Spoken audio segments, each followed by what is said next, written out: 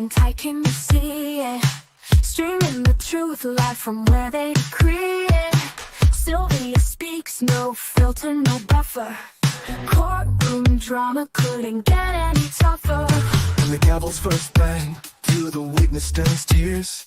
Sylvia's lens captures all your hopes and fears. Uploading justice one trial at a time. Tune in every moment, edges sublime. Welcome to the Sylvia Show, oh yeah. She's got the inside scoop, don't you care? With every verdict, the suspense does grow. So hit subscribe, let's start the show. Welcome to the Sylvia Show, oh yeah. She's got the inside scoop, don't you care? With every verdict, the suspense does grow. So hit subscribe, let's start the show. Faces tell stories, the courtroom can't hide. Sylvia's insights cut through the divide. From jury talks to the lawyer's secret. In Sylvia's world, you know you'll need it. Behind the scenes where whispers are loud, her lens reveals the truth in the crowd. Courtroom secrets laid bare to see. Stay curious with Sylvia Spree. Every objection, every sharp retort, Sylvia's there to give you the report. Exclusive footage no one else can snag. From catchy headlines straight to the tag. Welcome to the Sylvia Show, oh yeah. She's got the inside scoop, don't you care? With every verdict, the suspense does grow. So hit subscribe, let's start the show. Welcome to the Sylvia Show, oh yeah. She's got the inside scoop, don't you care? With every verdict, the suspense does grow. So hit subscribe, let's start the show. Faces tell.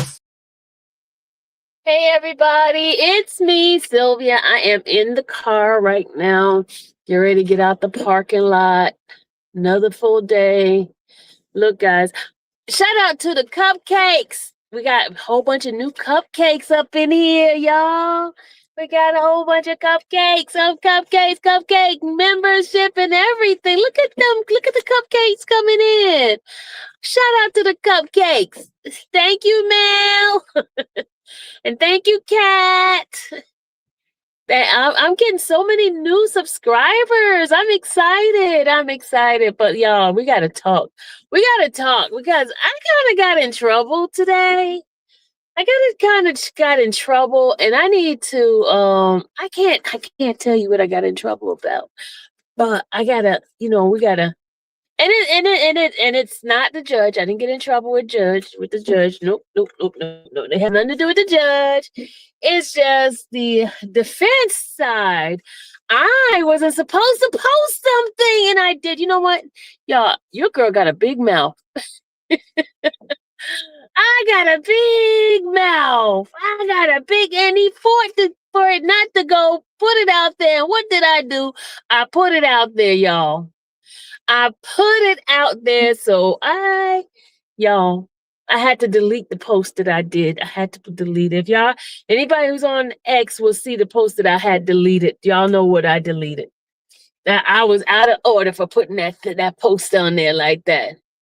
I was out of order because they fought for the judge for them not to put that on there. And what did I do? No, he didn't get mad. No, he didn't get mad. No. No, he just says, I need to talk to you. That's what he said. I need to talk with you. I was like, oops, what I do now?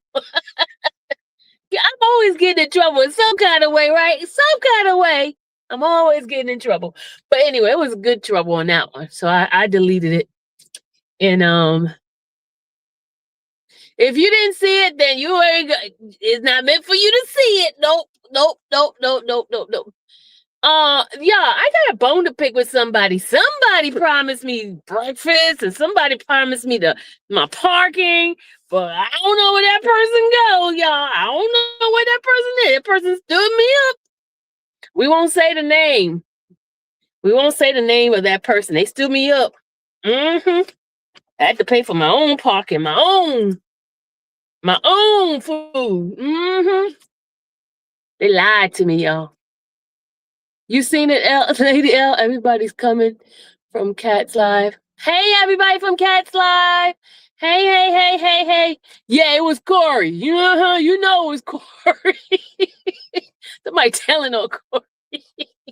I won't say the name, but somebody promised me they were gonna take care of my parking. And I know your girl got some delayed funding. But I'm not even gonna say the B word. I'm just gonna say delayed funding.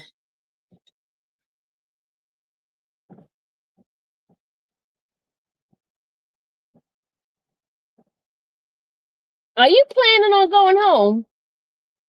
Why? You gotta come right back. I know, right? Me too. I got a long ride, a whole hour and some change. I've only got about 45. You only got okay. Not too bad. Not too bad. Okay. Well, I'll see you tomorrow morning then. Yes, ma'am. I'll be here bright and early. All righty. Hold on, yeah. Let me see how much this parking gonna cost today. Probably arm and leg. How much arm and leg you gonna take today? Yeah, how many arm and leg did you want? You want 2 arms and 5 legs or what?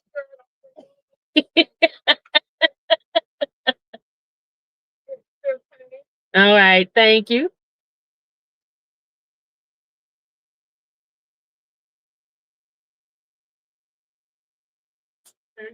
Thank you, darling.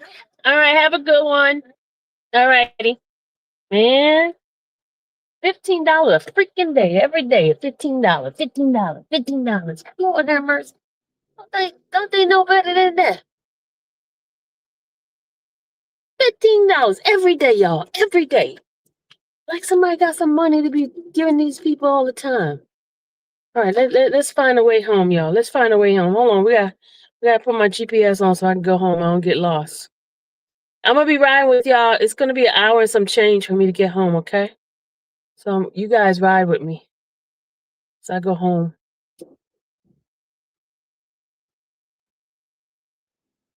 Hold on a second. We gotta go home. We gotta go home, Cletus. We're going home, Cletus. Hour and 11 minutes it's gonna take me to get home. All right, here we go. Okay, here we go. Oh, safe travel. All right, let's talk, y'all. Let's talk. I was very pleasantly surprised of the jurors, y'all. I was very pleasantly surprised. Cat had a good Cat, you in here? Cat's in here. Cat is in here. Oh, let me put the link in there. Oh, hold on.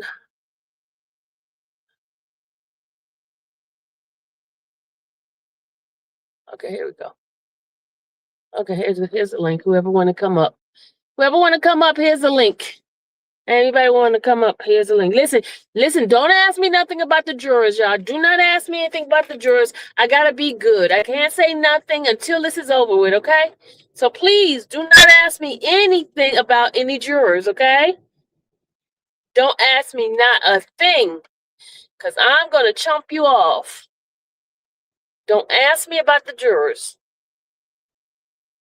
I know that's the first thing y'all want to ask me is the jurors. Hey, Cat! Hey, I feel like I'm in the car with you. Hold on, I can't hear you. Hold on. Can you hear me? Yes, I can hear you. I don't know what's up. I can't hear you. Hold on. Oh, we're losing Sylvia. Oh no.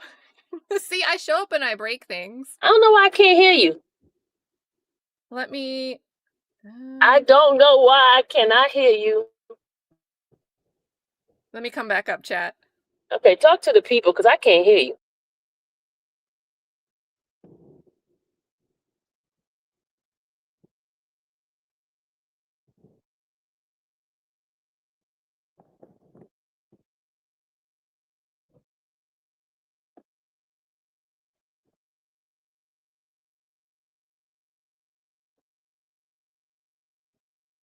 I don't know why I can't hear her, y'all.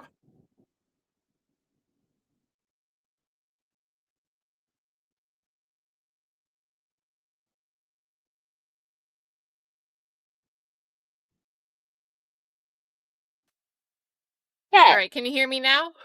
can you hear me? Yes, I hear you.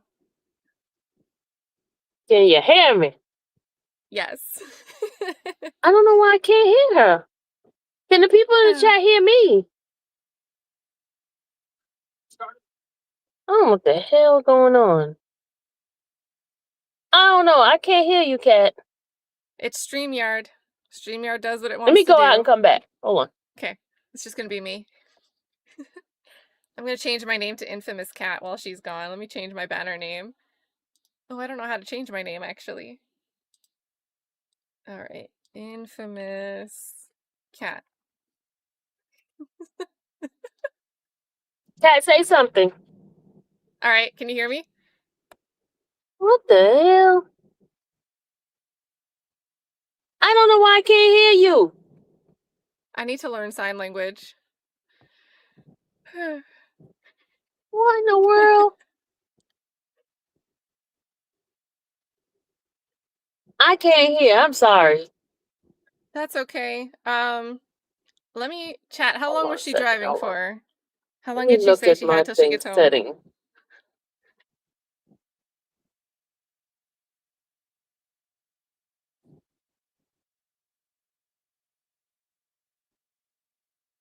Test, test, test. Okay. Do you hear me now? I need that Verizon voice clip. I'm gonna pull it up. Well, actually, no, in case that's like a copyright, I won't do that. Oh, she has an hour drive? Jeez. It's longer than Chris Melton's drive to the Wachovia Bank.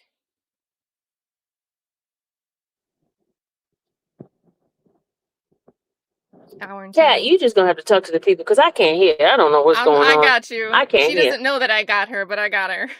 So, yeah, an hour and change. Does she I have don't to know what's stop, going on. Cat, you Vanessa? gonna have to talk to them because I cannot hear. I got you. My bad. Let me I put it don't in the know. private Let me see chat. if they took it in the car. Hold on a second. This is the car. I got it. Yes, guys, please hit the like button if you're just entering here. But yeah, let's see. So Sylvia mentioned that she was supposed to get lunch from somebody and didn't, so maybe she's got to like drive and stop on the way. So hour and 10, maybe a little more. Just commandeering. Just commandeering. Yes, the jury has left for the day. I see Brooklyn asking in the chat. So, I don't by know the way, what's guys, going on. I cannot hear. This stupid thing so is not let me hear. only the host can pull up chats. So I can't pull you guys up on screen. So if I'm reading your comment, I'll try to say what I'm reading. Um, let's see. How did Sylvia's picture just turn blue?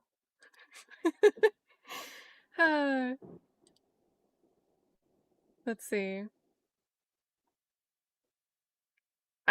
Okay. So success with triple S's says Corey didn't get breakfast or pay for parking like he said. So we're looking for him. Oh no, we've got a bolo for Corey.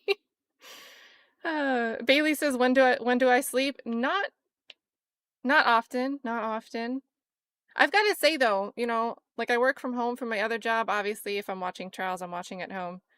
The amount of time I save not having a commute is just it's just wonderful.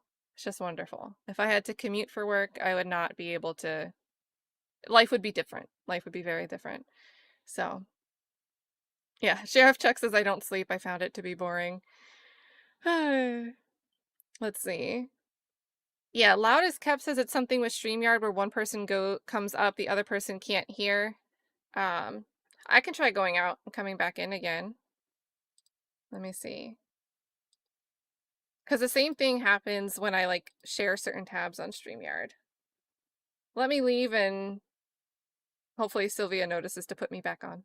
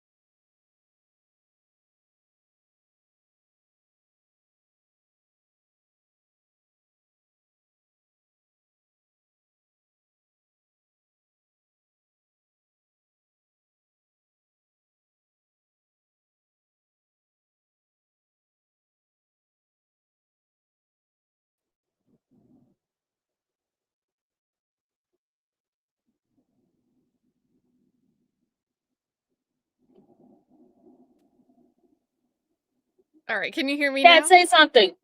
Hello, hello? I cannot hear. Lord Jesus. Nope. Well, at least I'm back. Chat is Oh hilarious, my though. God. Oh my God. I can't work. Don't work. All right, so Kathy says, who's going to host the chat? Someone's got to hold it down in the chat.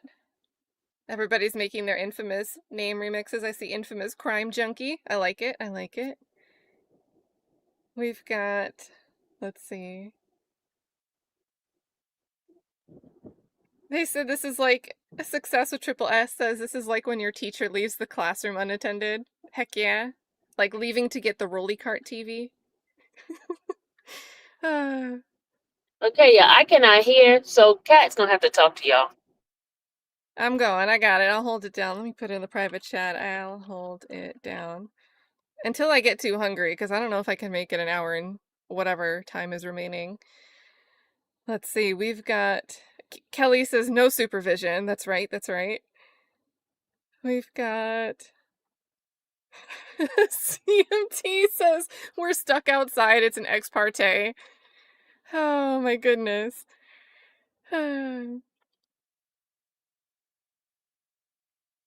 Yeah, so let me let Sylvia know, in case she's not seeing the chat. We are both audible. I don't have my Bluetooth on.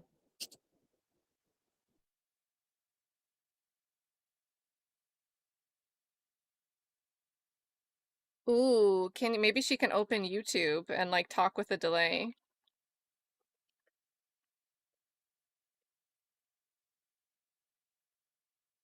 See, that'd be kind of confusing though, because she'll hear herself twice if she does that. But I don't have my Bluetooth on. I keep saying Bluetooth. I don't have it on.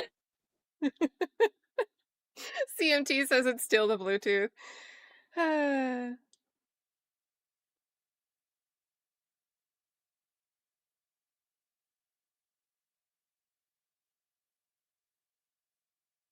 Ooh, yeah, maybe the volume's down on the phone. Because I don't know about you guys, my phone is so annoying.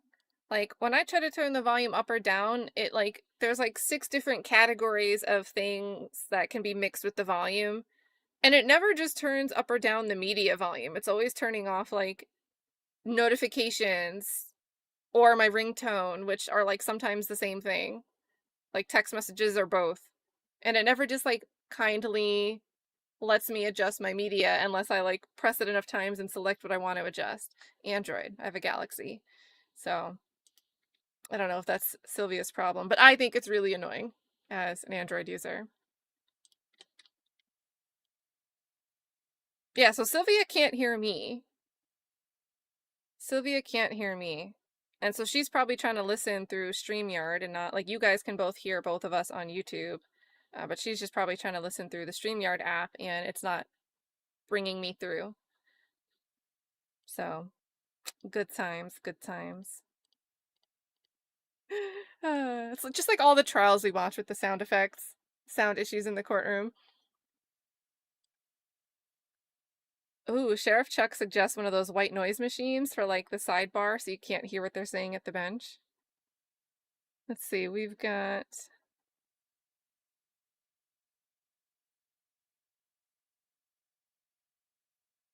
Oh yeah, iPhones have that little like toggle thingy. Do they still have that? I haven't had an iPhone in a few years, but it had that little thingy on the side,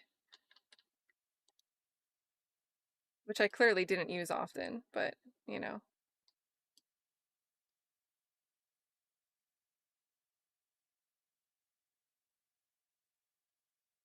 What are my thoughts about today? I don't really read the jury's questions, so if you guys didn't pay attention today, if you're just trying to catch up on the trial now while Sylvia's driving, the jury had 2 questions / requests. They wanted to look at the DNA reports, which they had to do out in open court. They couldn't take the report back and start deliberating with them on hand, with the reports on hand. And they also requested Ricketts' testimony, Detective Ricketts' testimony. So the court started playing Ricketts' testimony in court. Oh my and God, I can hear you. hello. Jesus. Hey, Kat, thank you for keeping people down for me. What happened? What was the problem? It was the volume. I don't know how it was turned down. I don't know what's going on. I don't know. Okay, but thank you. Woo! Hilarious. It's always something. Yes. Because you have an iPhone, right? For me, Android's just stupid with the volume mixer. They give you too many No, options. there was my Android I was trying on. It was my Android. It wasn't my iPhone. They was just giving you volume for like your notifications and ringtone and not media. Yeah, what happened is because in court I had to turn everything low, and I did not know it affected it. It would affect the what's the name here, the StreamYard. Even when I turned the volume up, I had to go out and come back in. I don't know. Yeah, you don't want the judge kicking you out. Yeah, Hearing the phone in the courtroom. Don't want that. Don't want that at all. But it was interesting, y'all. Pins and needles in there. You can hear the dropping of everything. Your girl, Liz, y'all. We gotta talk about Liz. Did she dye her hair, or was that another person that kept walking back and forth? She didn't dye her hair same color. It's just she kept playing musical chairs, y'all. She was like tough. She was just texting and texting and texting and texting. I'm like, what the heck is going on with her? And and then at one point she was laughing and stuff. So I was like, okay, what's going on? She was kind of nervous twitch and everything. I mean, who knows? I mean, because she's allowed to have her phone and be using it in courtroom. Maybe it was like kind of something irrelevant, but I don't know. You would think people would stay focused on topic if they did have the privilege of being able to be on their phone and sitting there. So who knows? Yeah. I don't have the most faith in Liz. I don't love hearing, to me, GBI, that's a state employee. They're not really part of the prosecution team, but they're still part of the state.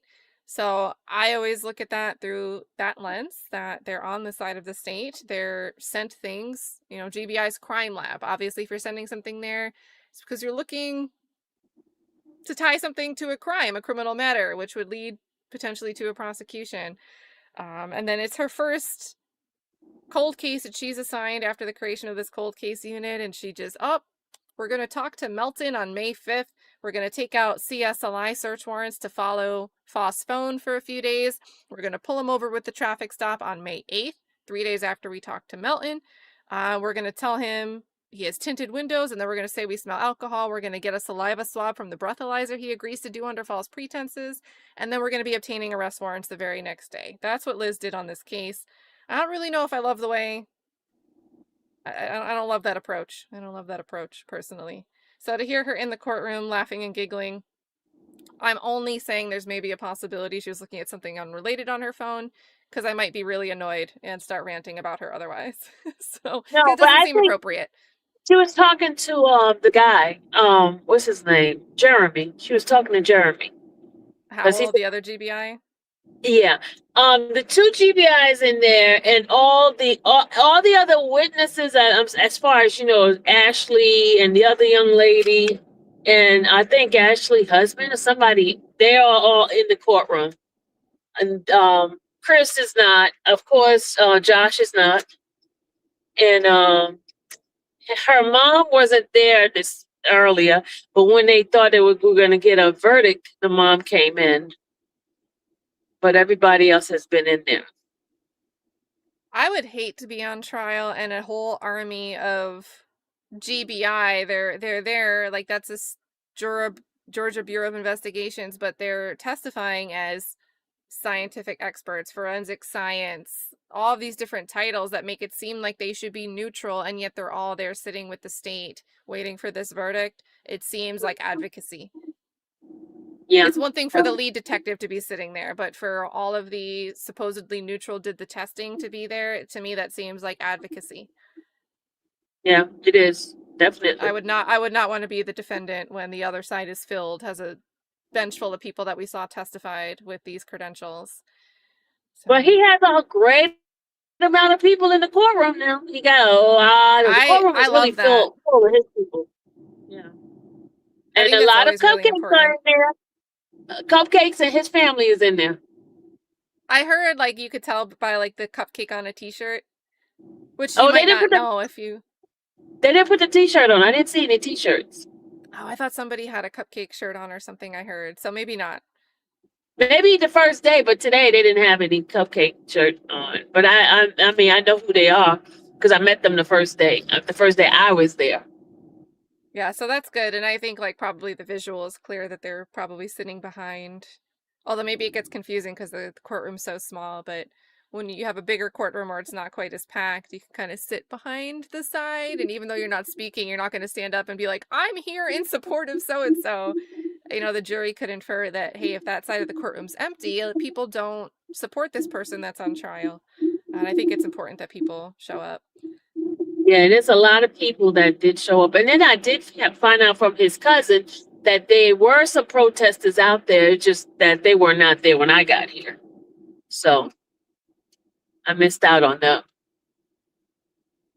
But as far as the jury, they were very, very intense watching the video I mean, listening, not I watch it, but listening to the audio of the testimony. They were very, very intensely listening. So, and they were looking for that. I don't think they wanted the whole thing played.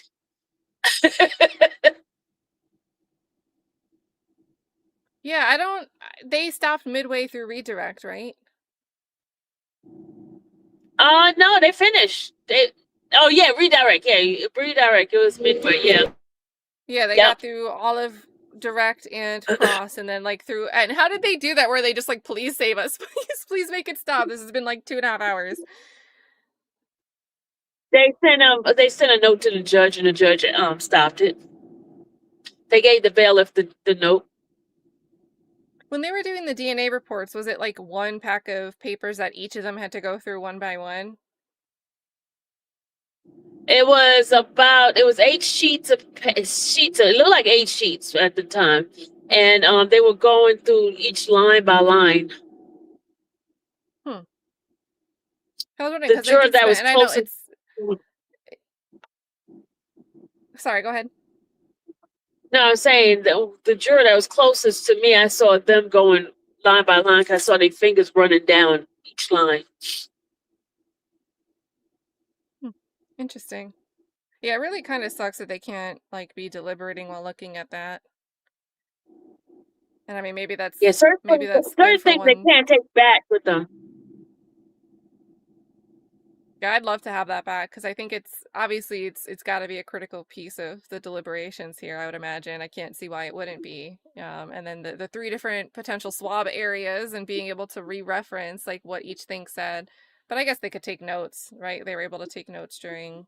Yeah, They were. Exhibits. Yeah, they were taking notes, but then she also told them do not put too much weight on those things that you listen to again. So, but I think they were looking for clarification for some stuff that they didn't hear all the way, or maybe somebody was saying one thing, and then they're like, "Okay, but we heard this. Let's go listen to it together." Okay, so they want me to read questions from the chat for you while you're in the car. Yes, please. Okay, let's see. Let me see. Let me scroll up a little bit. Let's see. Okay, did they shake their head at any specific point? Can you answer stuff like that? I can say general. I can't say 1 or 2 people. I can say generally. Okay, good to know. I can generally make statements. As far as shaking their heads, I didn't see any head shaking. I didn't see any head, but I did see head holding. Can I say that? Head holding. Like as like leaning in to listen? No, like, oh my God. Oh, like like, yeah. Interesting. And I saw that 2 occasions. I saw it 2 occasions when he decided that he was not going to do a closing. I saw it then.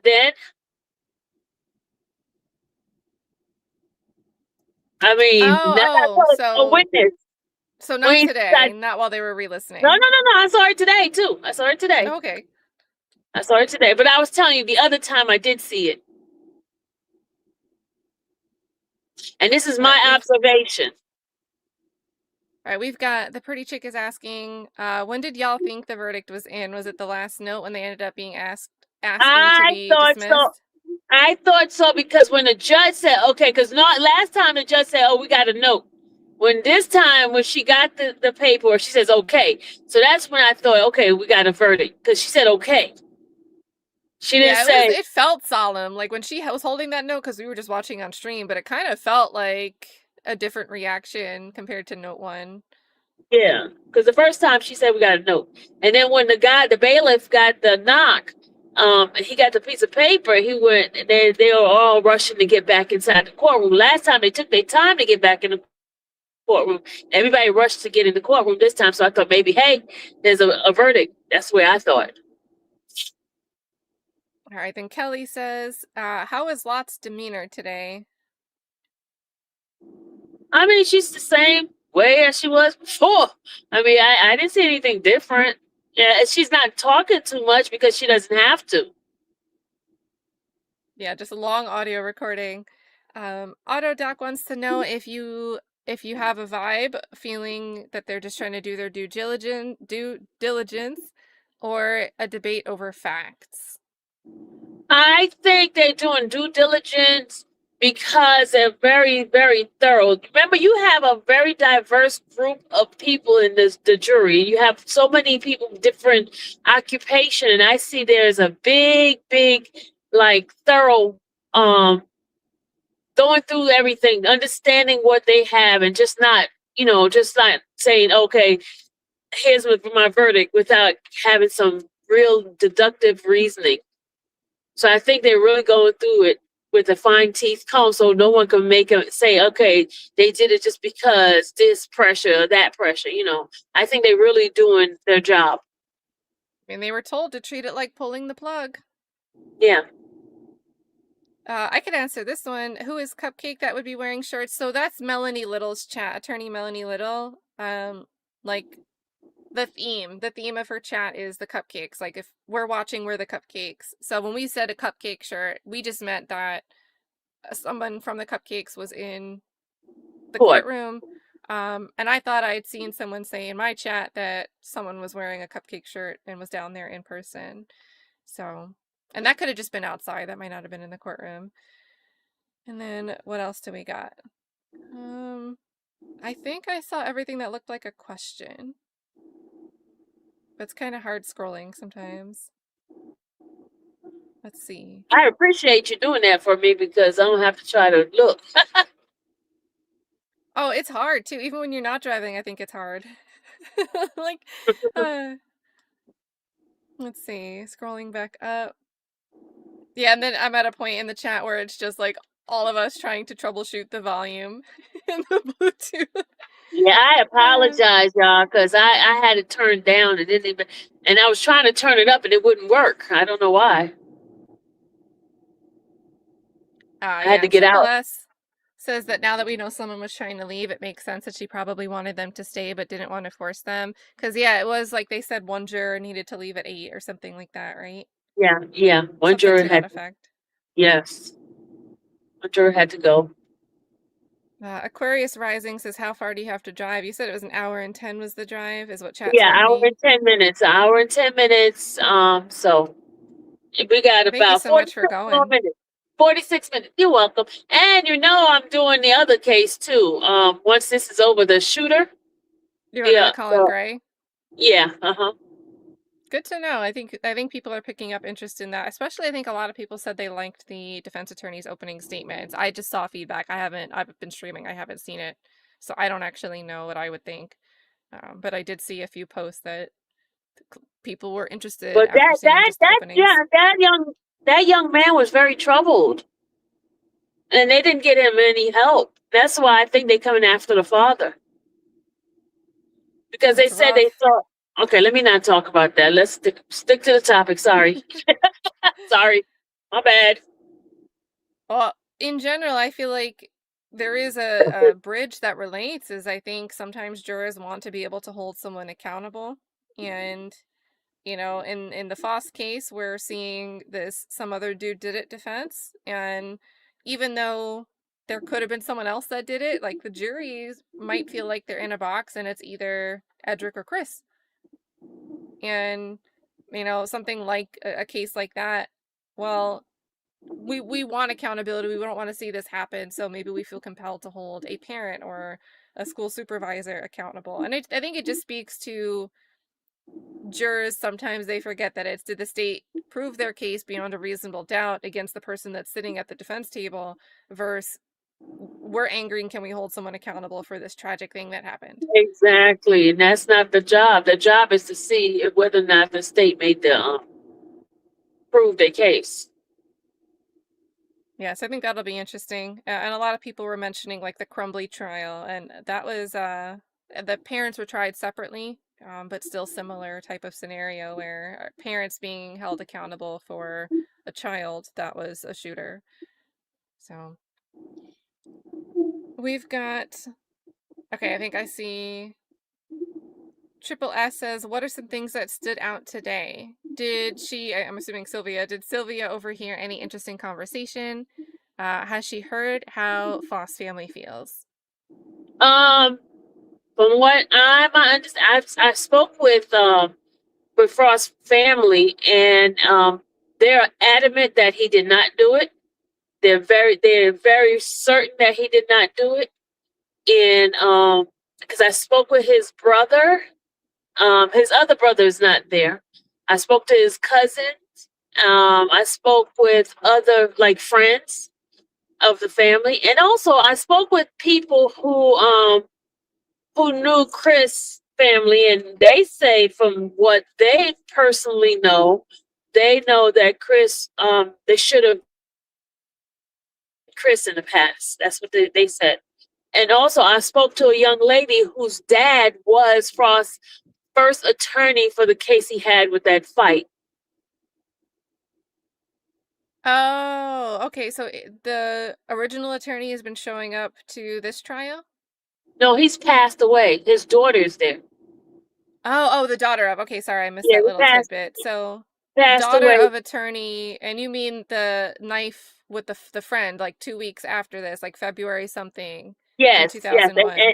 yes, and now he only got 1 year jail sentence on that case, and it And was I her think dad. that's such a, I mean, the idea would be a knife was done to do it, but I think that's so different to be dealing with an ongoing riff where somebody you're aware of might be following you, pestering you, hounding you to the point where it escalates. Like to me, the prior, besides there being a knife, it seems like a totally different situation. It doesn't seem like a random person. I'm not breaking into a house and stabbing some guy in the neck. It to me, it's just not a comparable situation. So I think it's interesting to see that the daughter, my guess is that if she's there in support of Foss and not the other way around. Yeah, she's in support of Frost. And also, they were talking about the deadbolt. They were saying how there was absolutely no forced entry because there's a deadbolt in there, and the person had to have a key to get in. Because you can't just, get into a house that has a deadbolt without any kind of forced entry, unless the person let you in. And then the person, they saying she was comfortable enough to be naked when the door was open. So if it was somebody that you didn't know, you wouldn't be naked. You have some sort of robe on or something. You know what I mean? Allie B from Tennessee is saying, what did she say about Chris's friends at Cutout? When you mentioned something from friends back then, did they say something about their thoughts about Chris? Oh, some of them felt that he did it. Interesting. So, like, contemporaneously, they knew him. Yeah. Back then. Mm-hmm. They said he had a temper. I get the vibe that some of his behavior on the stand isn't just, it's a little bit like this guy is lying and trying to remember his story is how it comes off to me, but it also seems like he's like trying to not look like the angry guy that snapped. Yeah, That's how his testimony came off to me. And they also said that he knew that relationship with Tara was ending. They were in a not getting along in their relationship. Makes sense to me. This is what I was told. I don't, I don't know nothing about this case, but this is what I was told. Me being nosy, asking questions. To me, it was a big deal that her friends didn't know, and they felt bad that she was going to be, the friends that testified, that they felt bad that she was going to be alone on her birthday. It's not until Chris Melton's on the stand where Chris says, and I had plans for her on her birthday, which would have been the Saturday. But everybody else was like, she was going to go out. She was at the library studying till 10 p.m. on Thursday. Don't know if she went out after that. We don't actually have any concrete about what she did between leaving the library and when everything happened. And then Friday, she planned to go out with her coworkers. Everybody knew about that plan. To me, like, if I'm in a serious relationship, it would be nothing to go out with my coworkers and also have my partner go with me. And so the way that we kept hearing that she had these Friday night plans with her coworkers, and her roommates, her friends, thought that she was going to be alone that Saturday, but then Chris comes in and saying, I had plans with her for Saturday. It makes me feel like he was out already. He was out of her life already and trying to win her back or reinsert himself in her life. That's how I read it. I think that's more likely than... I agree. I agree with you on that one. And I think it's a privilege for someone, and I wouldn't wish a bad relationship falling out on anybody, but I do think there's a lot of people that might have gone through life and not be able to relate to, having an ex that can't let go, an ex that's particularly angry and controlling that can't let go. And some people can't picture that being the case here, where they think to the point their relationship was fine. So. Yeah. And if he was on trial, the prosecution would be arguing the opposite. They'd be saying he couldn't let her go. He was controlling. He knew she'd be home alone. So. But they say his alibi they felt was concrete at the time. But now I just don't get how. And I mean, I think Ricketts. What do you think about Ricketts' replay? If you had that impression, and I don't know if you heard Ricketts the first time, but let's say today was the first time you heard Ricketts. He was the guy that checked out the alibi in the first 3 days. I was there when he was on the stand. Did it seem like a concrete alibi? No. Not to me either.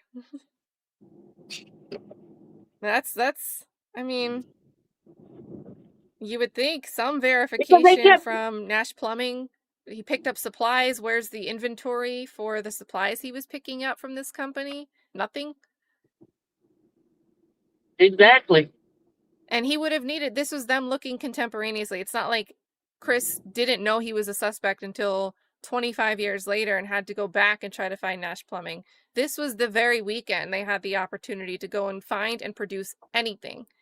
And there's nothing. And where's the fingerprint? Foss doesn't have that opportunity. Where's the fingerprint card? In what world would somebody get fingerprinted and there's no record of it? Like, if you go get fingerprinted because a job's background check requires it, isn't that, like, stored? Yeah, it is. But remember, it was back in the days they had the card, so the card should be around. Like, yeah, so, I mean, I don't think Foss would have asked that question. I know his closing statement isn't evidence, but the fact that the state could have produced it, and why wouldn't they if they had it?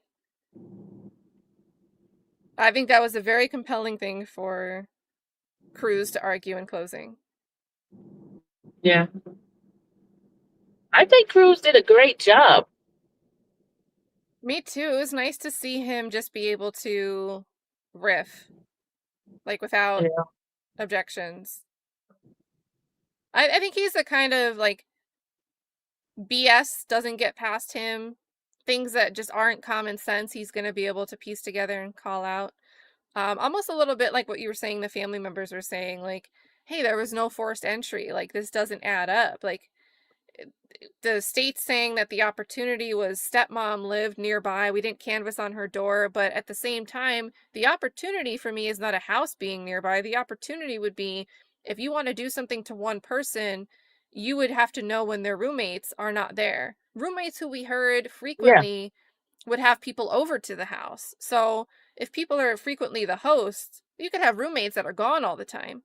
But if your roommates are typically there and inviting people over to your house, you really got to be on the lookout for when people are going to be gone. So who would know that Ashley was going to be gone for an equestrian competition? Who would know that Valerie was going to be out of town?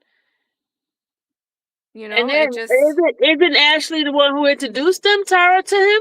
yep. And did his laundry. She was washing his clothes and noticed that some substance that was on his hands that day was on a shirt or something. Like, Mm-hmm. it was like a little blip that we heard about that, but like, kind of, I don't know. I thought it was interesting she was doing his laundry. Was it something she always did, or was he like, oh crap, I need you to do this laundry for me today because I don't Yeah. want to wash this at my own house? Mm-hmm. So I don't really, that was And all weird. then they say conveniently his car is in the shop, and they can't even search through the car. Yeah, to install a roof rack. Tommy Nolan says, what day did he drop his truck off? So that was, he said the 19th. Saturday. Wasn't it Saturday? Oh, the 19th. He picked it No, up. same day, 19th. That Yeah. and I think he thinks he made like 3 trips there, but everybody else remembers 2 or something. Mm-hmm. And then also Tommy says you only grab the end of the finger to rotate it for the print. Yeah, and if prints are even done. So we've got, let's see, other questions. Yeah. Paula says, but wait, where is Nash Plumbing? We just don't know.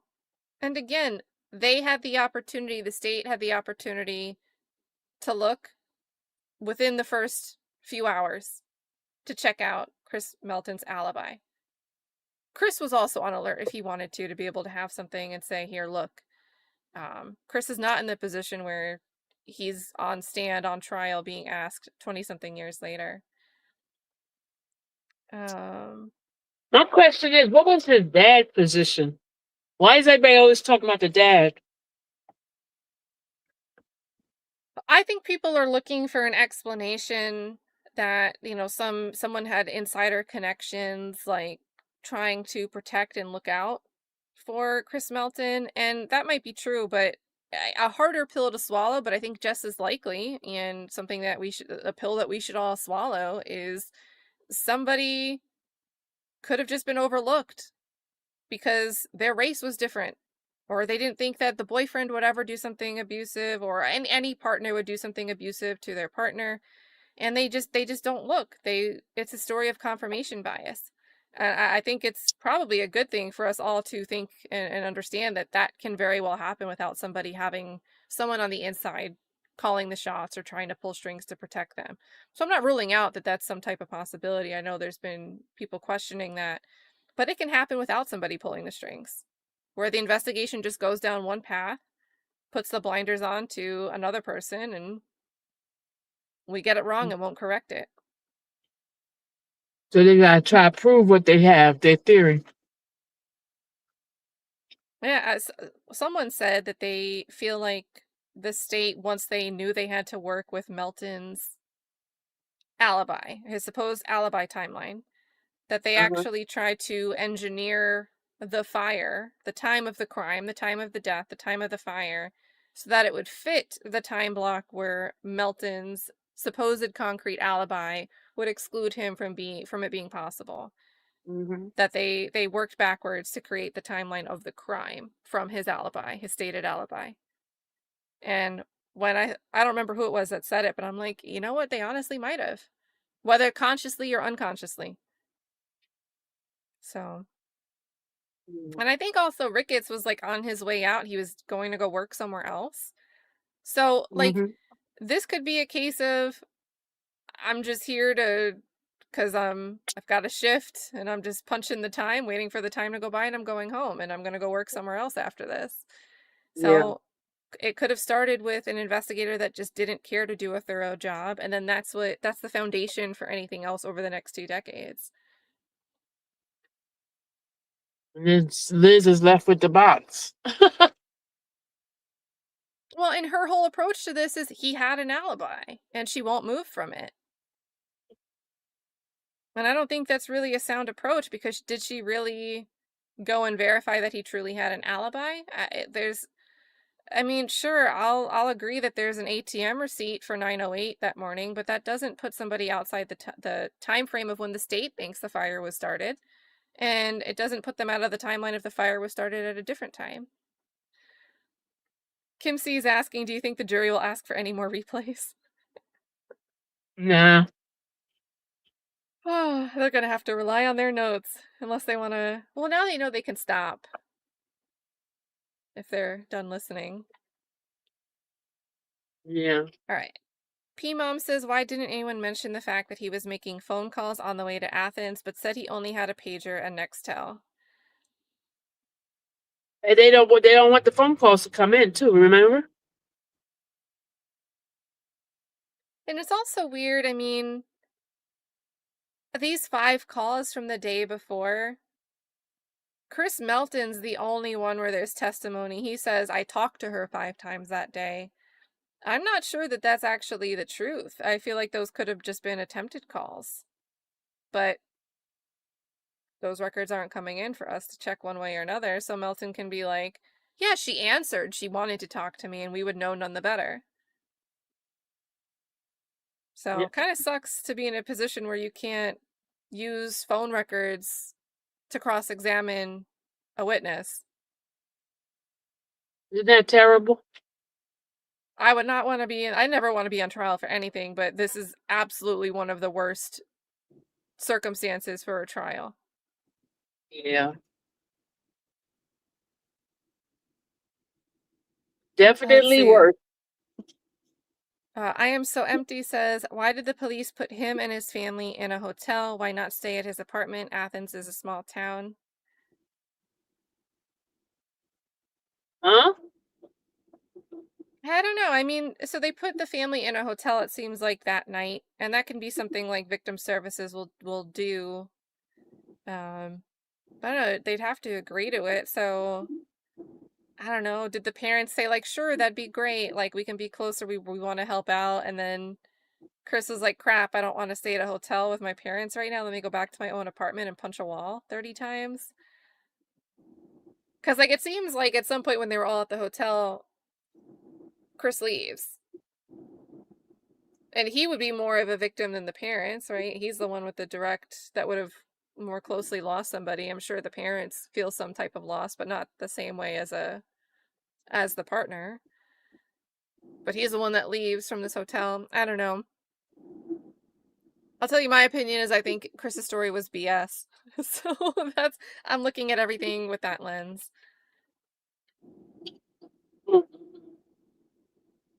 Relly says the backlash the state will face what's the backlash the state will face if they lose this case?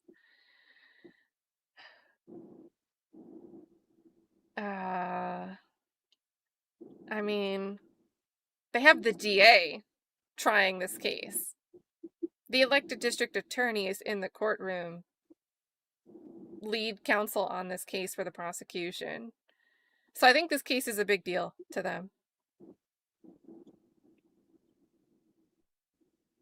Yeah. I think they'll have to consider the pursuit of any other, and I think there's a distinction between cold cases where no previously known suspect until a DNA match, versus a cold case that they're going after somebody who was a suspect at the time, but what they had wasn't enough, and they get a new tip and they revisit it, kind of like the Christopher Wolfenbarger trial. That wasn't DNA. That was like someone brought in a tip after it got podcast coverage, and the tip was like the guy was weird at a party one time, and so Fulton County decided let's bring this case to trial. It's a little bit different, right? How we get there, but I think if this is the first cold case, DNA, new suspect case from GPI, and they lose, I think that would impact their strategy on how they pursue prosecutions for this type of case, where the suspect wasn't previously known. So, and there's a lot of grant money on the line. But this is not the first case in Georgia. You know that, right? This is the first, according to Liz, this is like as soon as the GBI cold case opened, this is the first one that's going all the way to trial from a DNA hit in CODIS, where they didn't know the suspect I thought prior. but didn't that guy Cody, that case that I did recently, last year, the year before last was the first case? What was his name? Cody or something like that, Cody. The guy at Alabama, I mean, Albany, Georgia. Albany.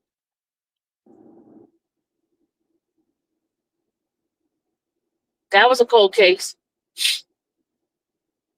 Okay, hold on. He was found guilty. Okay, so this was because of a tip because of the identification of the child, is what I'm getting on Google. But which one? It's saying the victim's name was Kenyatta. No, that was Kenyatta. I'm talking about Cody. Cody's the first one. Kenyatta is the one that Mr. Steele did. I mean, not Mr. Steele. The other guy did it. The one with what's his name? Let me Garrett. check I chat. mean Garnett. Cody. Look at chat. Cody. What's the chat? Remember the one I did, Cody? That was a case that I did that one too.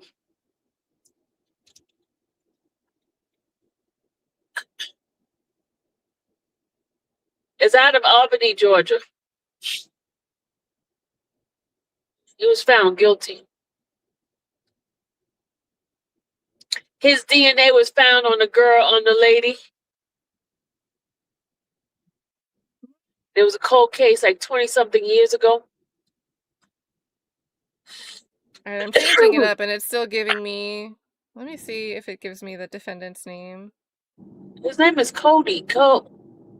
He got a funny name, a nickname type of name. Yeah, CMT says Odom. Odom. And Odom is not. And Odom is the girl. Odom is the child. I'm talking about the other one in Albany, Georgia. This is coming up as Albany, Georgia. That one's that's Odom. Okay, we gotta go. It's on my channel. Okay, let me search your history. Cold case. Put in cold case on my channel. Cause I had a whole bunch of the people. Cause I even went down there when they were doing protests.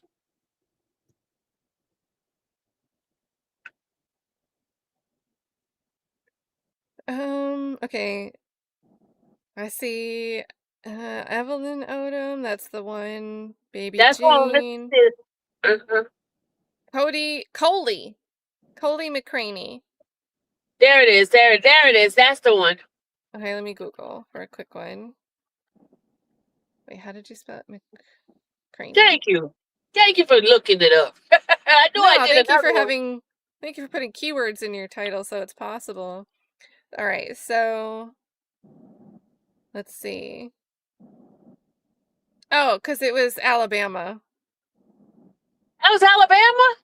Oh, my bad. Not Sorry, Albany. y'all. Alabama and Albany.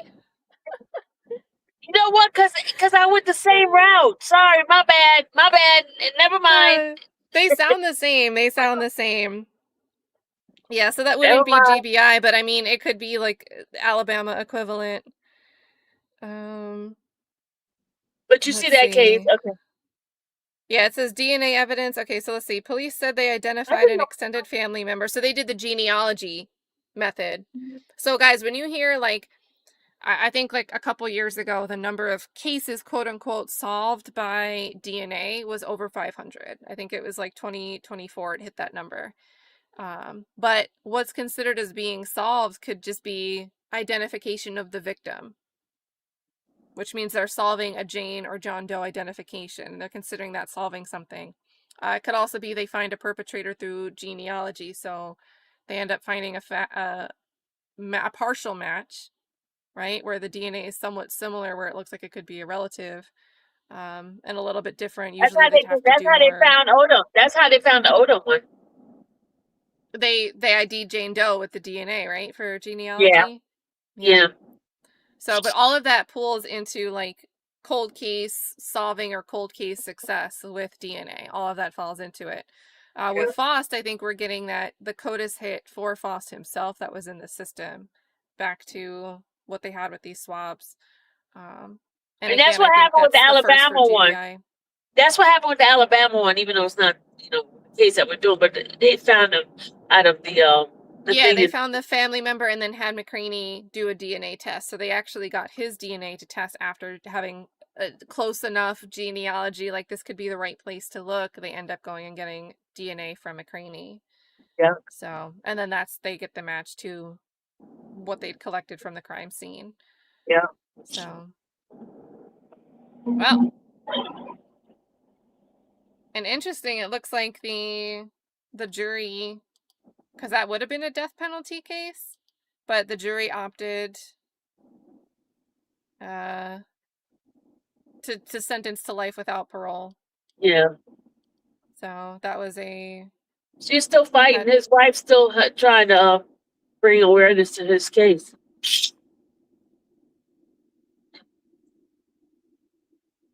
let's see. Yeah, that's interesting. So I missed that when you were. Oh, you did that like 2 years ago? I was probably still lost in like I had no time. I had no time for outside cases back then. Just my brain was on fire with YSL. Okay, so let me see. Kathy says, the reason the DA and Liz were mad that Cruz came on board to defend Foss is because they knew no local attorneys were going to touch it, and they figured he would have to get a public defender and an easy conviction. I wonder if when Judge Lisa Lott was a public defender, if that was her approach to representing She was a public people. defender? That's what I've been hearing. So,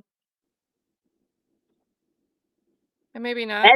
That's kind of strange that she's so hard on defense. And she used to be a public defender. Some attorneys think the people they represent are guilty, and they might be, but I do feel like we've been looking over at the Zachary Adams post-conviction stuff. That's a Tennessee case, and one of the defense attorneys at his 2017 trial was like, you know what? I thought because the state was pursuing these charges against him in this manner that surely he must be guilty, because why would they be doing this? Why would they be putting the death penalty on the table? So it's kind of interesting to see the attorney's perspective. And she ultimately now believes in Zachary Adams' innocence, but she was saying at the time there was she couldn't reconcile how this was happening unless the state had a good faith belief in their prosecution. So let's see. All right, I see questions. P-Mom says, why didn't they find Foss if they had his DNA in 2001? I don't think they had his DNA in CODIS in 2001. I don't think he was in the system, and they didn't try to look. I don't know exactly how that works. And then but he was in the system since 1997. He's been in the system since 1997. With DNA? I don't know with DNA, but I don't think he had an entrance into CODIS until like the 2020s. Okay. Because they said they got a CODIS hit on April 30th. So my impression was they decided to go and retest and look at this case again. Suddenly got a hit, but it wasn't a complete profile. Like, it wasn't the type of match they needed to put on to arrest somebody. And so what Liz ends up doing is, after she separates Melton, and there's some pretrial motions from Cruz that talk about this, but the type of, I think it was a partial profile, which means some of the alleles don't match on the specific sequences that they're looking at. Some of the alleles are different. And even if you only have some of my DNA in one place and you're trying to test with another part of a known DNA sample from me, my alleles from the same sequence will never be different. The alleles themselves at each loci will be identical because my DNA doesn't change. But you could have a partial profile and it could be a family member, the genealogy. Like, we have similar but not identical, and maybe we're closely related, and you want to have more. But didn't they say it was a third? Didn't they say it was a third of another profile that wasn't Tara, Chris, or Yep. So, and what's interesting is this morning I was looking at it, GBI was contracting with a company called Kiajin. I don't know how to say it, but it starts with a Q. And in 2024, Texas, some forensics Overwatch, like watch group in Texas raised an issue because their test kits, their DNA test kits were faulty. And in 2024 and several other years, GBI had the same contracts with this company, and some of the line items were the exact same model of kit, like Easy 1 and Easy 2 test kits for DNA extraction that were the subject of the issue from these other states. So one of the issues is that it was missing the identification of other profiles that were known to be present. So if we're hearing that there is a third unidentified profile that's not Chris, it's not Tara, it's not Edric, do we know that there was only one other unidentified profile? Because there was a low detection rate and they weren't quality assurance testing these kits. And the company, it's a private company, they weren't being transparent about how many. They're like, oh, we've only had like 10 complaints. And they wouldn't share who was using these test kits. I only saw it in the Georgia procurement records that they released the contract money to this company. So it just raises questions like, if there's 3, who's the third person? If there's more than that, is that just a testament to how much DNA can be transferred around and how much we're able to detect with modern technology? Is there an integrity problem that goes beyond? Like, is there something else happening here that isn't just, these are truly 3 different profiles that are present and being correctly identified? And we're not detecting other profiles as we should, according to the issues with this specific set of tests. But could there be another issue where, I don't know, I just don't know, something about it doesn't really inspire that much confidence. And a few years ago, I would have said DNA doesn't lie. Now I don't know. Yes, and was the third DNA Tara's or an unknown person? There was another profile that was none of the 3. So Tara's was known from the start, and then there were 3 unknown profiles until they did further testing. And then they end up finding Chris, they end up finding Edric, and then they never identify the third. You think the third might have been roommate, one of the roommates? I mean, I'm sure that's what the state would want to say. But if they were gone already the night before, that again just shows that like touch and transfer DNA. I mean, and assuming the roommates and Tara weren't having intimate relationships, I mean, that plausibly can put somebody else's DNA in the same spots, even without a sexual encounter, a sexual interaction. But I don't know if that point was kind of painted for the jury that that's possible with the level at which we can detect. Because Jeremy Howell's telling him in the interrogation video, like, hey, it's so much more sensitive. The testing's improved so much. You can detect anything. And I'm not sure if that point was something that really landed. Phoenix Rising says, did the jury bring sleeping bags? They went home. Let's see other questions. And Victoria, Georgia, are they still deliberating? They went home around 8 p.m., which was about an hour and a half ago. Let's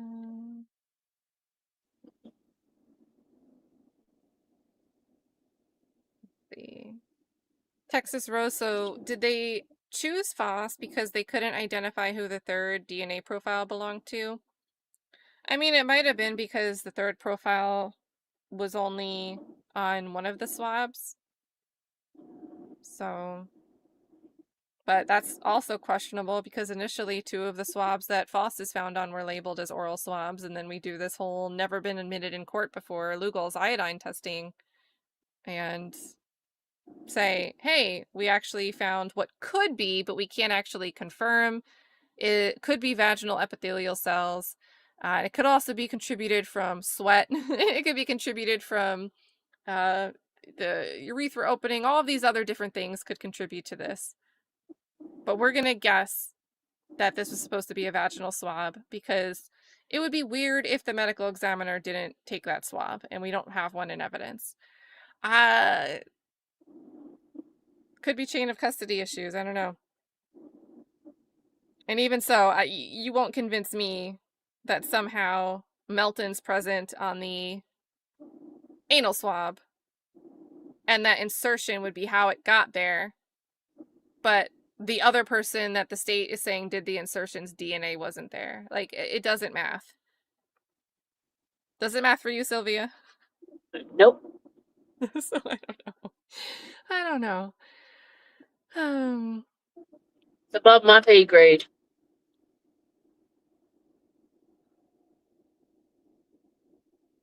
Let's see. And then, if it is so much issues with the case, why would it not be reasonable doubt?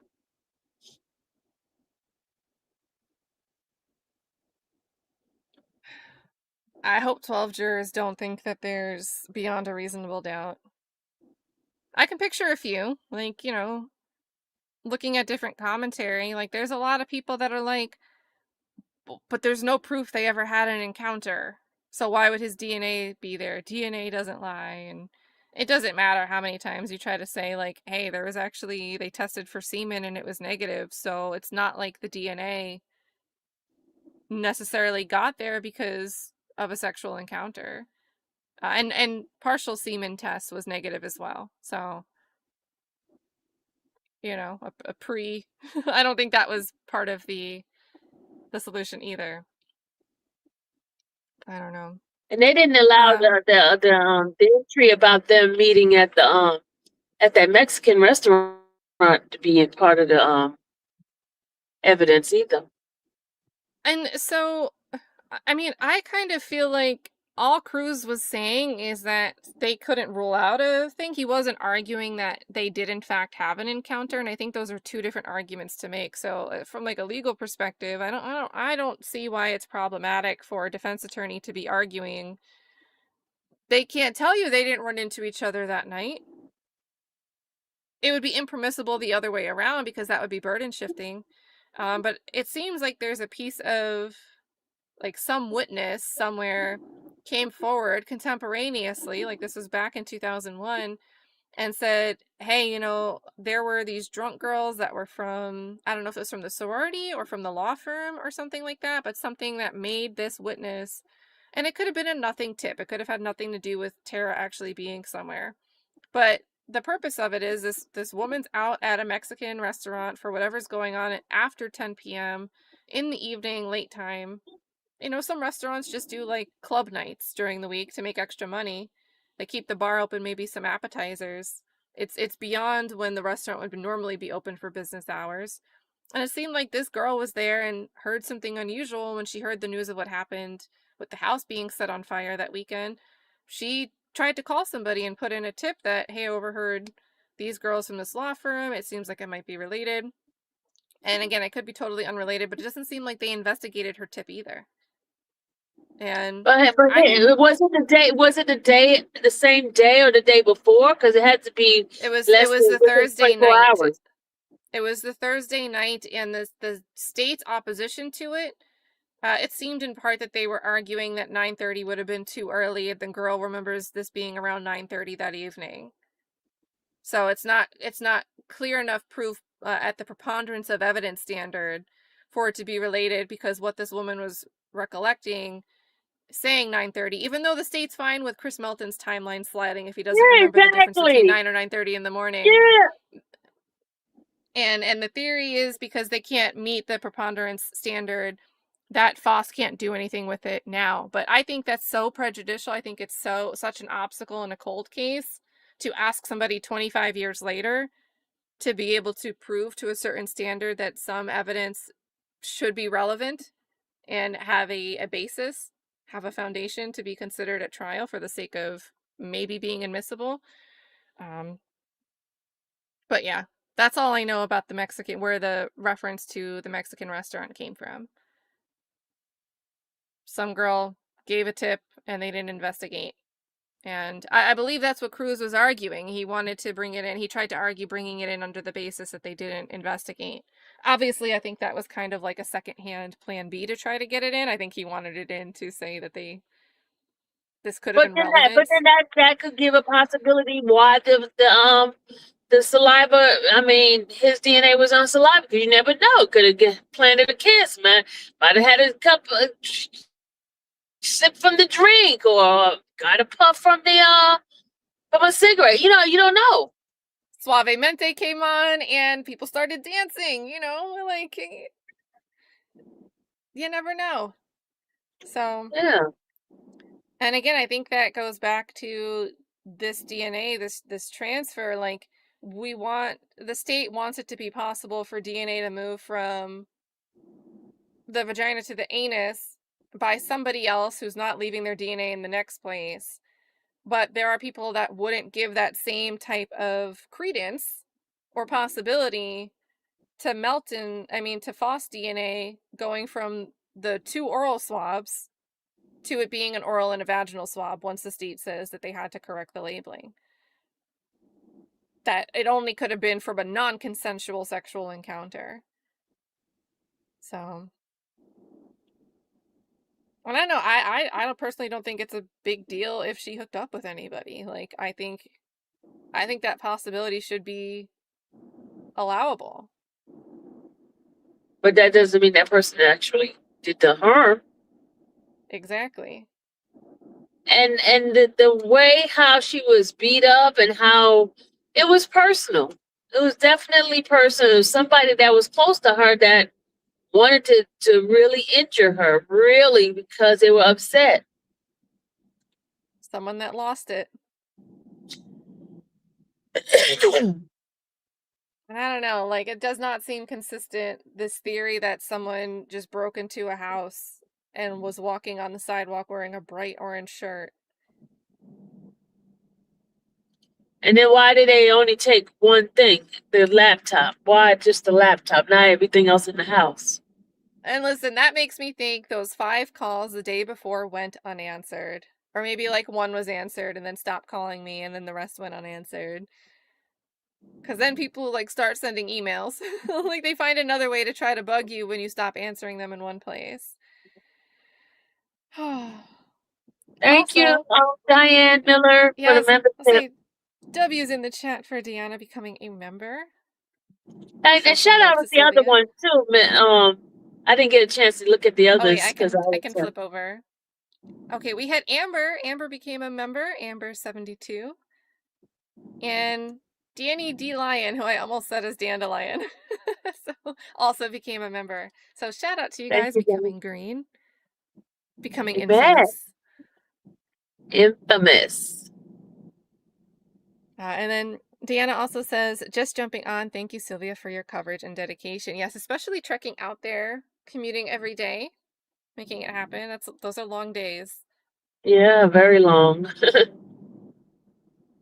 And I heard that someone was supposed to get you lunch and didn't. Oh, yeah, you know what? He was supposed to get my lunch and my parking, and now I'm depleted. I'm depleted because he didn't do it. Yeah, that part. Ajax says, and none of the witnesses of the dude walking, and I argue it's dudes. I don't think it was one dude that people were reporting walking. It sounds plural to me. Were carrying anything. Like, you don't show up with supplies. Like, I get the state has to reverse engineer this because the state's like, he had to have used a knife from the kitchen. The knife looked like Farberware and the kitchen block was Farberware. Like, I don't get how that means that it couldn't have been somebody that was in Chris Melton's shoes and went to the house and snapped and just grabbed what was there. Like, in the state's mind, the knife possibly coming from the butcher block in the kitchen means it must have been somebody who had no other connection to the victim. It's just an odd theory to me. How would you anticipate that a printer cord was going to be there for you to use to strangle somebody? Like, it definitely seems like somebody that's mad that their ex was moving on. That's what it seemed like to me too. If I can't have you, nobody can. Ugh. That's what it sounds like to me. It's Liz's testimony on that not being an option was just gross to me. It gave me the ick. Like the idea that that Chris had consent from Tara because they'd been That's in a her boyfriend. relationship. Yeah. Like, like people get prosecuted or they like for non-consensual things with somebody that they're in a relationship with. That doesn't, like, consent isn't just there automatically because Chris Melton himself is saying that they were still in a relationship. In his mind, he were, but not in reality. Ugh.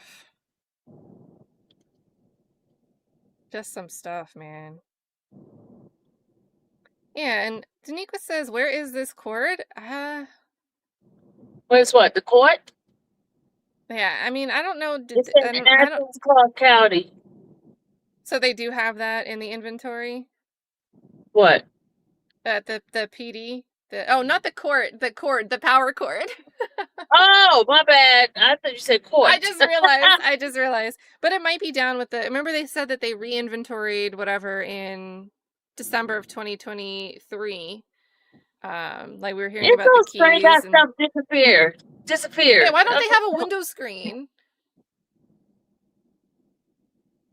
Like the window screen that's supposed to show signs of forced entry according to the state, but the two witnesses are like, I don't really remember for sure if it was like out of the window or not. Yeah, I don't know.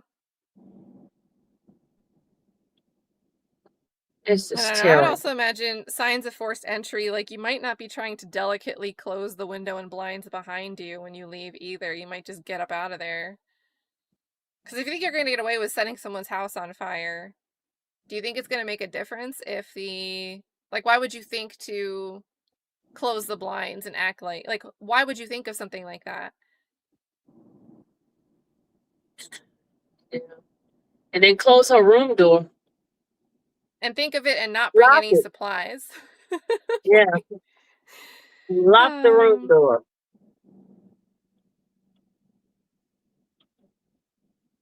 All right, so they've got, let's see. Autodoc says the hair wasn't on the cord, it was on the power box. Yeah, the little transformer box thing on the cord. That's correct, Autodoc. So, and I believe they said it was like down. Super chat, we got a super sticker. Yeah, shout out to True Crime Junkie in North Carolina with the super sticker. Infamous True Crime Junkie. Infamous! Yeah, and Ajax, that makes sense. Like if the transformer box was halfway and like it was around her neck. I still think it's really damning. I think Cruz cooked with the confrontation of Melton. You were shown a photo, you ID'd Tara Baker. This was the photo. And right away, he knew what was coming. He knew. But apparently they kept the cause of death under wraps. And I believe that that's because they knew that that black power cord was something that like only the killer might know about if they don't release the information. Mm-hmm. But somehow Chris Melton knew there was a black power cord in use. So he was trying to say that he was shown a different picture to ID Tara's body. And I don't believe it because I don't think he's a credible person. But I think that's a very big gotcha moment for Cruz. That you're aware of something that wasn't even public knowledge. And the only way Chris can get around that on the stand is to say, no, they showed me another picture that nobody has. So did they delete the picture that he saw?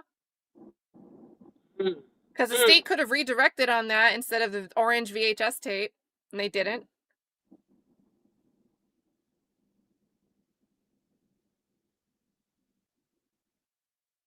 Interesting.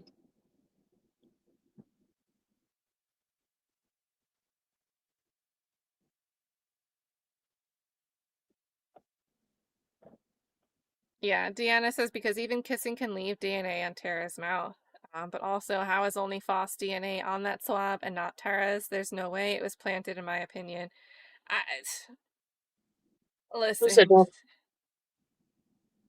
Listen, if detectives, and I want to word this right, the way to get convictions in the past, maybe there's like junk science with bite mark analysis that isn't accepted anymore. But commonly, detectives would just interrogate somebody and get a witness to identify somebody from a photo lineup where they're like putting one picture on the top and saying, this guy, right? This guy, right? This guy, right? Just say it's this guy. Say you saw this guy. And doing these photo IDs all wrong.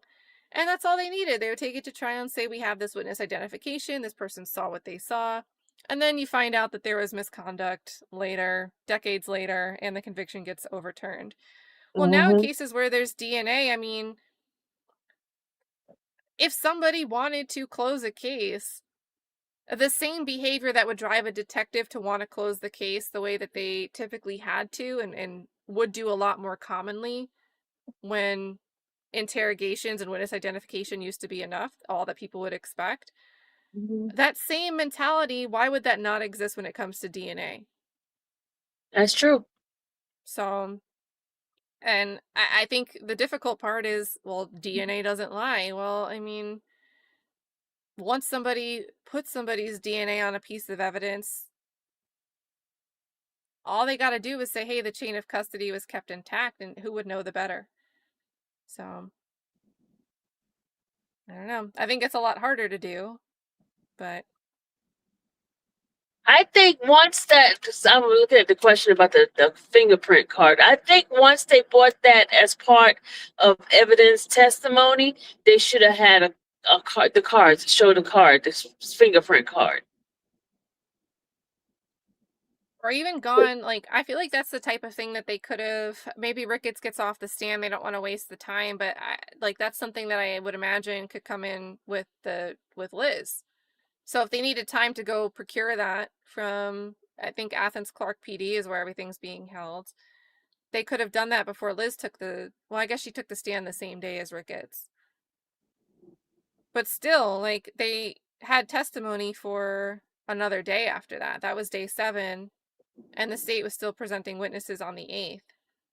So they could have chosen to have someone come in and present it if they, for some reason, weren't prepared. I mean, if I knew the defense was going to make an issue about the hands and I had a fingerprint card, I damn sure would go get that card and have it there when I'm talking about his hands and the fingerprinting. Exactly. But then they made an excuse about certain things are missing. They don't have, like with that hair situation. They said, oh, the slide that it was on was broken and the hair is, I'm like, come on, dude. Well, and then the guy couldn't remember if it was broken when he looked at it, and then the next lab person couldn't remember if it was broken. And then they argued in closing, and this really bothered me about the district attorney. The district attorney said in closing that the slides were not broken when they analyzed them. And I'm like, that, we don't have testimony about that. We have a general statement from somebody that they would have fixed the slides before analyzing them. And I don't think that overcomes the problem of, you know, when something's broken, that could make the surface areas, it could fracture the biological material. It could also expose it to whatever. It's not under the protective coating in the slide anymore if it's cracked and open in certain parts, certain crevices. So I think that's an integrity issue, and yet Yalmancelli in closing tried to act like the analysis was done before any of the slides were compromised, potentially compromised.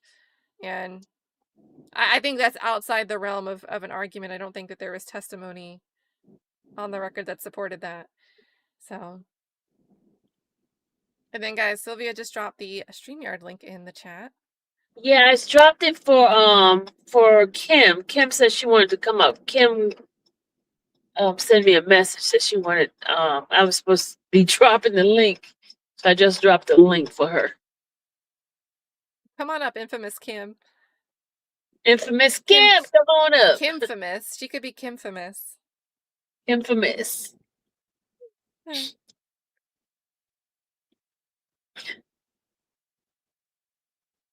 Yeah, Slim and Bone says I wanted to see his palms. I wanted to see the picture of the hole in the wall. Did you get to see it, Sylvia? No. So I want to see the hole in the wall. Because I want to see if it really, like, the story of having to punch through the layers of the wall just did not.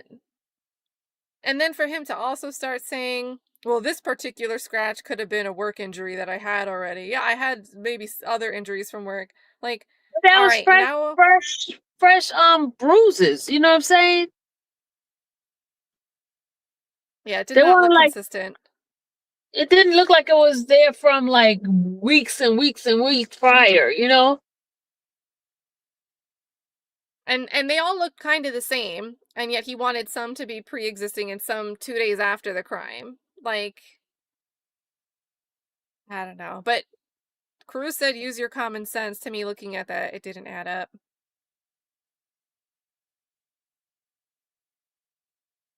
Reminded me a bit of Amber Heard with the lighting, with like the discoloration on her cheek, but then when you looked at different lighting, it was fine, like it wasn't there. So, Triple S Success says, Hal, infamous happily angry lawyer, come up too. Okay, where's he at? Say it He's out in the loud. chat? He's in the chat? Earlier he was. Oh, I didn't see him. You know, I was driving. If he's in there, just hit the link. Hit the link. Yeah, I'm looking for his profile picture.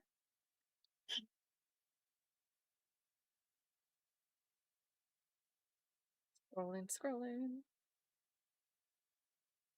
Shout out to Jackie. Thank you, Jackie, for the Cash App. Shout out to infamous Jackie. Infamous Jackie.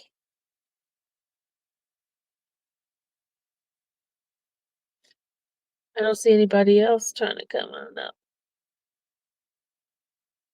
Well, how far are you from home? Because I'm hungry, so I might have to. Okay.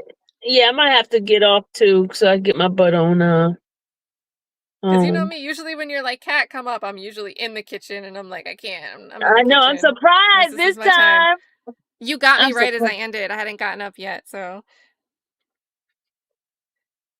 Well, anyway, I'm about to get my butt on off, and Kim, maybe next time, because I don't see Kim coming up here.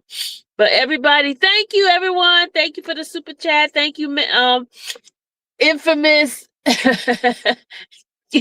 I got ready to say cat. Infamous cat.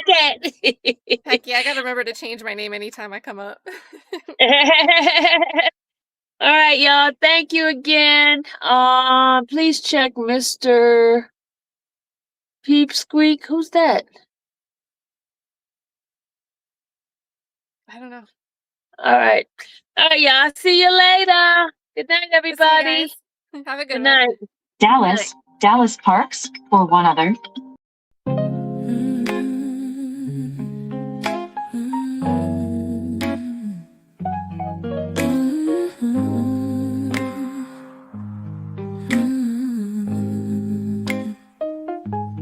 Thank you for watching the infamous Sylvia channel, where laughter and fun make up our panel. Together we build this digital spree. We appreciate you and our growing family.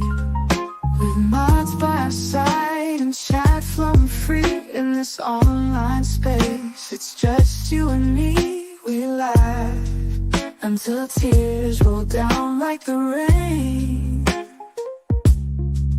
In this virtual world, you ease all my pains. We're a family, not just a show. Every click and comment makes us grow. Mods and chat, keeping the vibe so right. Together we shine like stars in the night.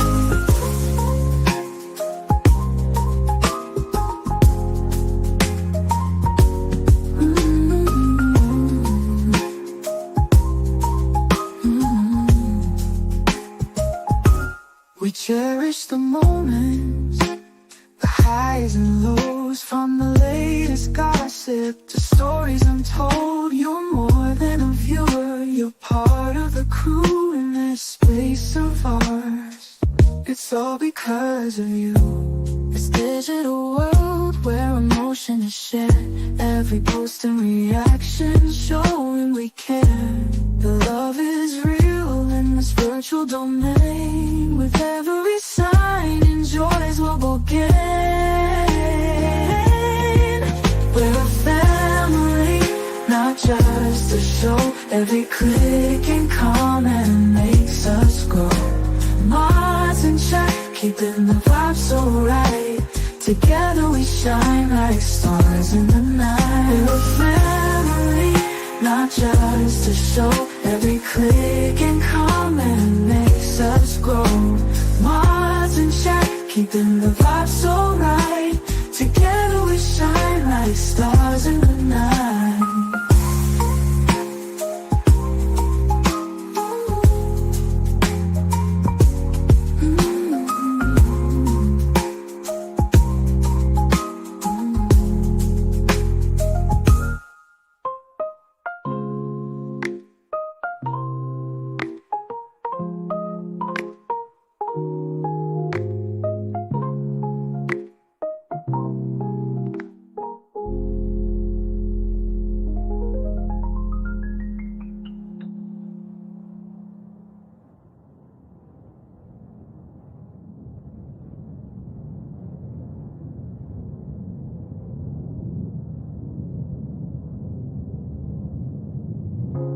This digital world where emotion is shared, every post and reaction showing we care. The love is real in this virtual domain. With every sign and joy's what we'll gain. We're a family.